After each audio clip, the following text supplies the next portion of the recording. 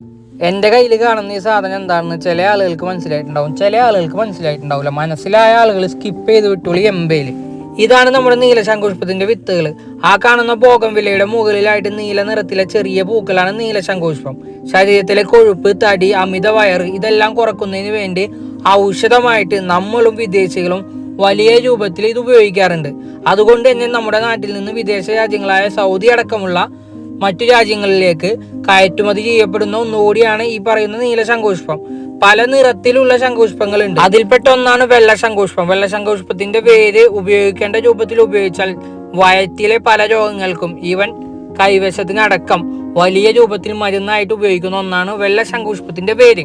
എന്തായാലും ശംഖുപുഷ്പങ്ങൾ വലിയ രൂപത്തിൽ ഔഷധമായിട്ട് ഉപയോഗിക്കുന്നുണ്ട്. അതുകൊണ്ട് തന്നെ നമ്മൾ കുറച്ച് വിത്ത് എടുത്തിട്ടുണ്ട്. നമ്മളെ റൂമിന്റെ മുമ്പിൽ വെച്ച് പിടിപ്പിച്ചാൽ കാണാൻ നല്ല വൈബായിരിക്കും. പിന്നെ എല്ലാ ദിവസവും നീലച്ചായ കുടിക്കാം. ഏത് ഹെൽത്തി ഗുമ്മാളെ. എന്തായാലും ഈ വിത്തുകൾ മുഴുവൻ പാവണം പാവിയത്, മുളക്കണം മുളച്ചത്, വളരണം വളർന്ന്, പടരണം പറന്ന്, പൂക്കണം പൂക്ക്, പറിക്കണം ചായ വെക്കണം, പിന്നെ കുടിക്കണം. ഇതുപോലുള്ള പല വെറുപ്പിക്കൽസും നമ്മുടെ ചാനലിൽ വരാൻ സാധ്യതയുണ്ട്. സോ ഫോളോ ചെയ്ത് കൂടെ കുടിക്കോ.